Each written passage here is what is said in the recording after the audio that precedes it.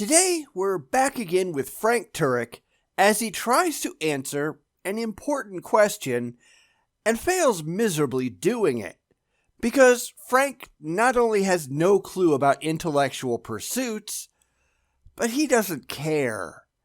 Intelligence doesn't make him happy, and it doesn't fill his collection plates, so he simply doesn't engage in it. He's never going to get any better, is he?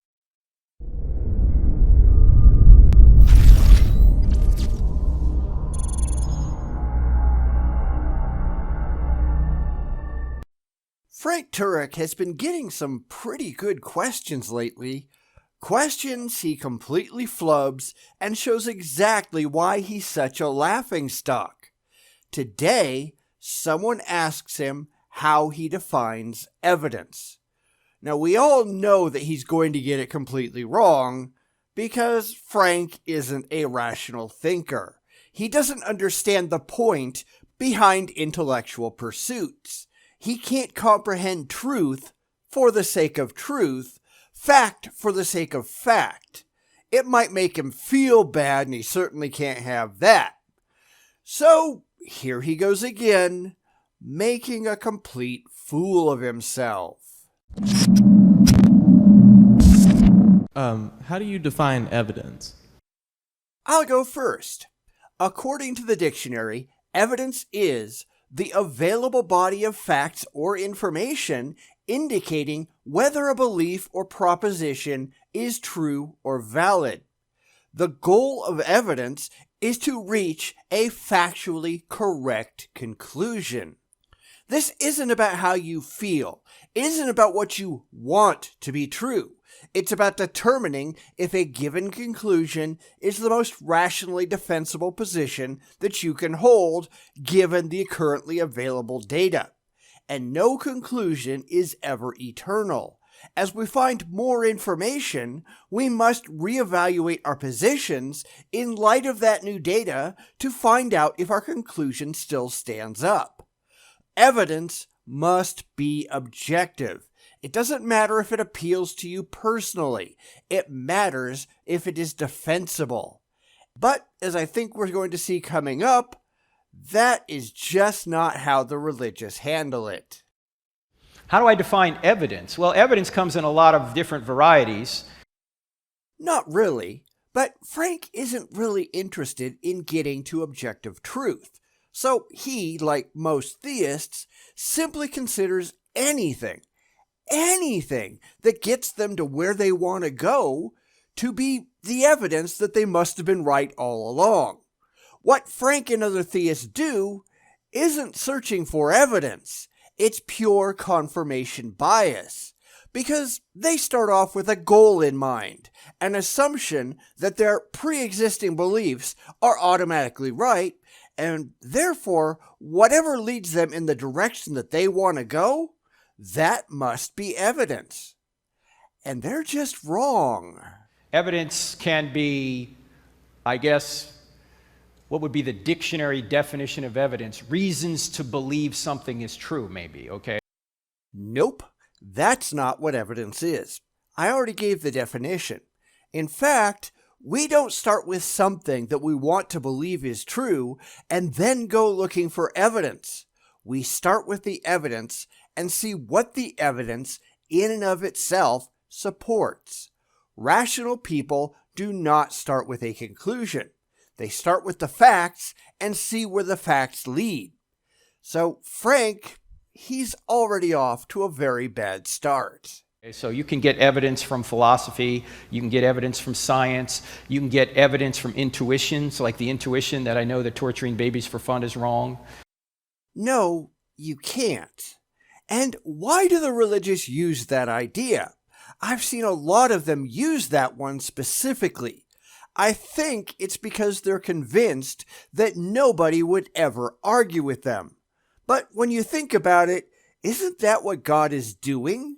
When babies die of horrible diseases or terrible injuries, isn't that kind of what God is engaged in?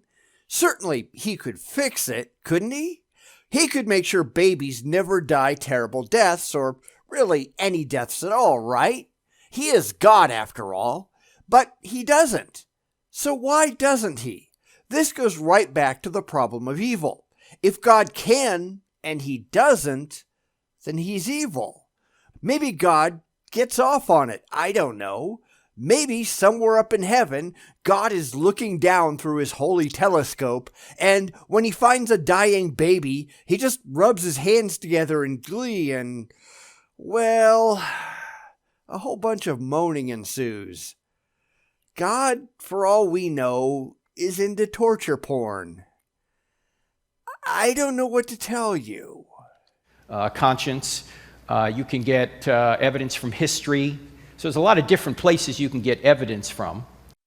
But not all of them are valid, and not all of them are evidence. That's your problem, Frank. You don't understand that. There is a significant difference between taking any idea that happens to appeal to you and actual, objectively demonstrable evidence. Rational people do one thing, and religious people, unfortunately, do something entirely different. I'm sure Hitler had his reasons for believing that Jews were inferior and deserved to die. Beyond his religious beliefs on the subject, I mean. I'm sure he could have told you his quote-unquote evidence if you had asked. That doesn't mean his evidence was rationally valid or objectively defensible. How you react emotionally to reality, that doesn't matter. Something is either true or it is not true. Your feelings are irrelevant. It's either objectively defensible or it is not. Your opinion doesn't even enter into it. This is something that the religious desperately need to learn. And so I would say reasons to believe something is true. Not just in Christianity, but anything, right? What kind of reasons? Because I'm sure that if I tried hard enough, I could come up with reasons to think that killing babies for fun is a good thing. I could attach all kinds of evidence to my claims. After all, there was a time when some people thought that throwing Christians to the lions was fun. I'm sure the Christians disagreed, but it was an established entertainment pastime at one point in time.